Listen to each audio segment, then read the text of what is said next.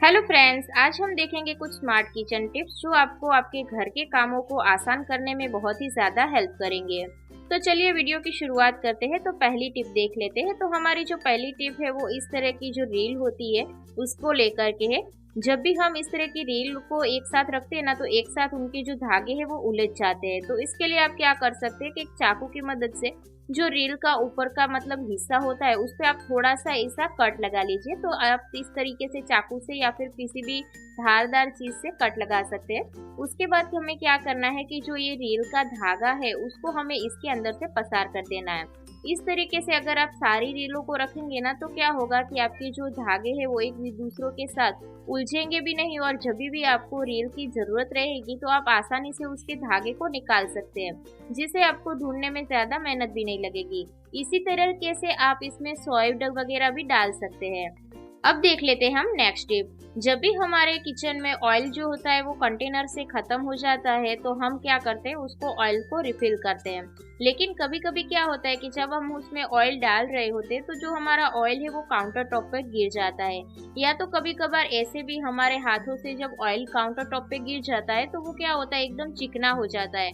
अगर आप उसको पोछे से साफ करेंगे तो हमारा पोछा भी एकदम चिकना हो जाएगा, जिसको क्लीन करने में हमें बहुत ज़्यादा टाइम लगता है। तो आज आपके साथ एक ऐसी ट्रिक शेयर करूंगी जिससे आसानी से आप जो ऑयल है उसको क्लीन कर सकते हैं। तो इसके लिए हम क्या कर सकते हैं, इसके लिए हम लेंगे सूखा आटा जो हम रोटी बनाने के लिए यूज करते हैं। तो जो सूखा आटा होता है ना, वो ऑयल हो या घी हो उसको आसानी से एब्जॉर्ब कर लेता है। तो हमें क्या करना है कि जहाँ पे ऑयल हमारा गिरा है वहां पर हमें इस तरीके से थोड़ा आटा ले लेना है और आटा उसके ऊपर डाल देना है। उसको हमें थोड़ी देर के लिए ऐसे ही छोड़ देना है ताकि वो ऑयल को अपने आप में एब्जॉर्ब कर ले। उसके बाद हमें क्या करना है कि हमें कोई भी एक पेपर ले लेना है। तो आप न्यूज़पेपर भी ले सकते हो। तो इसके वजह से क्या होगा कि वो हम आसानी से उसको क्लीन कर पाएंगे, और जो हमारा कपड़ा होगा वो भी गंदा नहीं होगा। तो इस तरीके से हम जो न्यूज़पेपर है उसकी मदद से जो आटा है उसको साफ कर लेंगे। और उसके बाद हमें क्या करना है, इस आटे को हमें किसी भी मतलब बर्तन में या फिर कोई भी जो आपके यहाँ पे मतलब आप कचरा भरने के लिए यूज करते हो उसके अंदर हमें डाल देना है।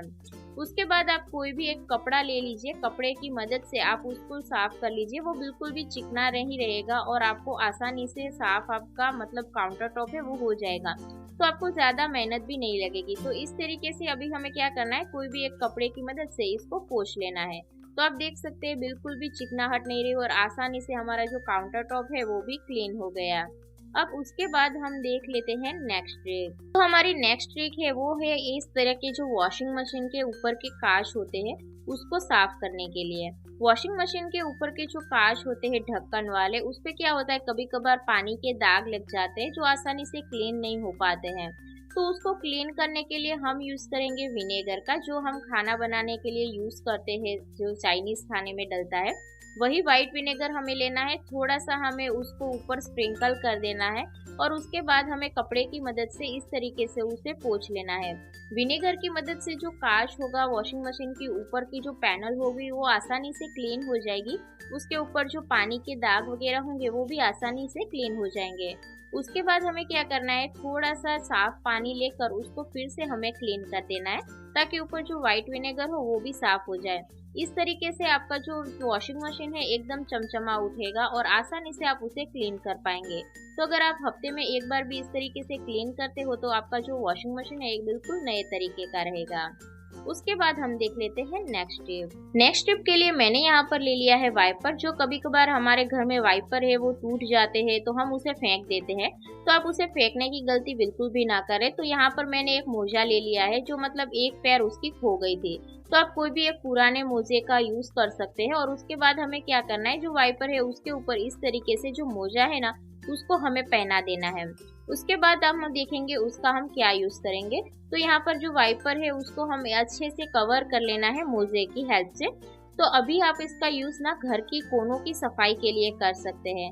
जैसे कि हमारे घर में कई ऐसे कोने होते हैं जो आसानी से क्लीन नहीं हो पाते हैं, जैसे कि फ्रिज के पीछे का जो एरिया होता है वहां पे हमारा हाथ जो है नहीं पहुंच पाता। लेकिन इस तरीके से अगर आप क्लीन करोगे तो आसानी से जो भी एरिया हम मतलब क्लीन नहीं कर सकते उसको भी ये मोजा और वाइपर आसानी से क्लीन कर सकता है। जैसे कि फ्रिज के पीछे ये देखिए इतनी आसानी से जो उसकी गंदगी है वो क्लीन हो जाती है। तो आप देख सकते हैं कि मोजे पर कितनी ज़्यादा गंदगी आ गई है। इसके अलावा जैसे कि हमारा बेड होता है उसका जो पीछे का एरिया होता है वहाँ पे भी हम आसानी से क्लीनिंग नहीं कर सकते हैं। तो ये वाइपर और जो मोजा है उसकी हेल्प से हम आसानी से उसकी क्लीनिंग कर सकते हैं। तो इस तरीके से आप अगर कोई भी घर का ऐसा कोना है जहाँ पर आपका हाथ नहीं पहुँच पा रहा है तो उसकी क्लीनिंग के लिए ये आप वाइपर मोजा वगैरह यूज़ कर सकते हैं। जैसे अगर आपको ऊपर दीवार पे भी क्लीनिंग करनी है तो उसकी भी क्लीनिंग आप इस तरीके से कर सकते हैं आसानी से। बिल्कुल भी टाइम नहीं लगता है और बिल्कुल आपको सीढ़ी या स्टूल की ज़रूरत भी नहीं पड़ती है।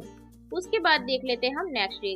किचन की क्लीनिंग तो हम डेली करते हैं। हमारा गैस स्टोव हो गया, काउंटर टॉप हो गया, उसको हम डेली क्लीन करते हैं। लेकिन फिर भी क्या होता है, थोड़ा मोड़ा अगर खाना या फिर उसका कुछ भी पार्टिकल काउंटर टॉप पे बच जाता है तो उसकी वजह से ना वहाँ पे कॉकरोच आ जाते हैं, माखी मच्छर, वो सब कुछ बहुत ज़्यादा हो जाता है, जिसको हमें क्लीन करने के लिए बहुत ज़्यादा मेहनत लगती है। जैसे कि अगर हमें कोई स्प्रे वगैरह मार्केट से लाना पड़ता है तो इसकी वजह मैं आपको एक उपाय बताई हूँ जिसकी वजह से ना आपका यहाँ पे माखी और मच्छर नहीं आएंगे।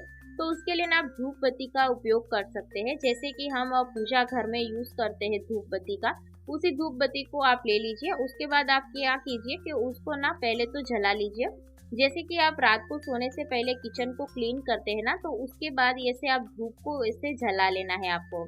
तो रात में सोने के टाइम आपको ये उपाय करना है। तो हमें क्या करना है, ये धूप हमारी अच्छे से जल जाएगी तो उसके बाद हम उसको बुझा देंगे और किचन के अंदर हम इसको रख देंगे। उससे क्या होगा कि जैसे कि आपके यहाँ पे मक्खी मच्छर कॉकरोच जो भी आता होगा ना, वो इस धूप की जो स्मेल होगी ना उसकी वजह से बिल्कुल भी नहीं आएगा और आपका जो किचन होगा वो एकदम जो मच्छर माखी कॉकरोच से एकदम फ्री रहेगा। तो इस तरीके से ये उपाय आपको रात को ही करना है। तो इस तरीके से आप देख सकते हैं कितना उसका धुआं निकल रहा है, उसकी वजह से ना माखी मच्छर बिल्कुल भी नहीं आते हैं। तो ये ट्रिक ना आप एक बार आजमा कर देखिएगा, 100% काम करती है। और अगर पसंद आई हो ना तो लाइक जरूर से करिएगा। उसके बाद देख लेते हैं हम नेक्स्ट ट्रिक। तो हमारी जो नेक्स्ट ट्रिक है वो सूजी को लेकर के है। कभी कभी क्या होता है कि हम एक साथ जो सूजी लेकर के आते हैं ना तो उसके अंदर कीड़े पड़ जाते हैं। तो उसके लिए आप क्या कर सकते हैं कि जैसे हम एक बर्तन के अंदर सूजी को ले लेना है, उसके बाद क्या करना है, हमें उसको ना ड्राई रोस्ट कर लेना है। अगर आप जैसे ड्राई रोस्ट करके ना मतलब सूजी को स्टोर करते हैं तो उसके अंदर ना बिल्कुल भी कीड़े मकोड़े वगैरह नहीं पड़ते हैं। तो इस तरीके से आपको गैस को ऑन कर लेना है और एकदम धीमी आंच पर आपको इसको ड्राई रोस्ट कर लेना है।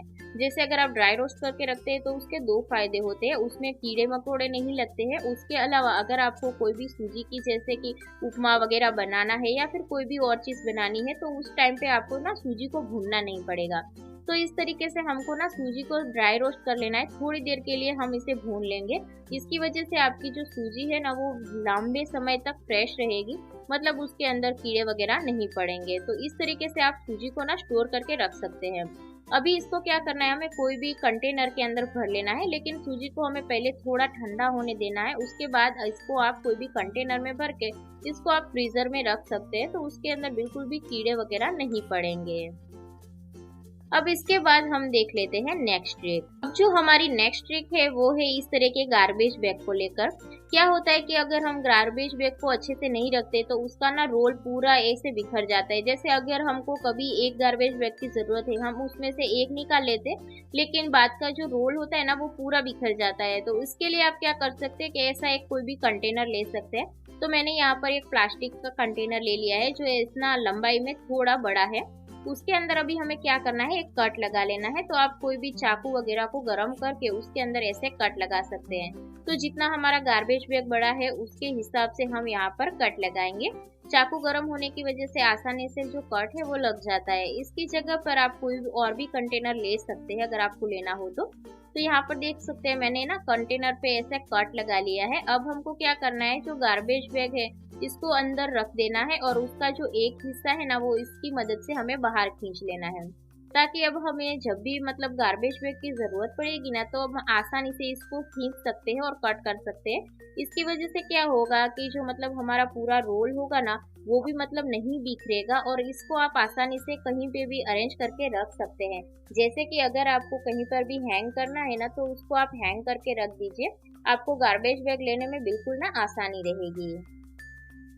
अगर आप हमारी चैनल पर पहली बार आए हैं तो हमारे वीडियो को लाइक ज़रूर से कीजिएगा और चैनल को ज़रूर से सब्सक्राइब कीजिएगा ऐसे ही मज़ेदार किचन टिप्स देखने के लिए।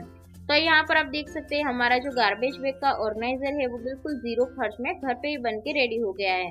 अगर आपको इसको पेंट करना है तो इसको आप ना पेंट भी कर सकते हैं और उसको अच्छा एक लुक भी दे सकते हैं।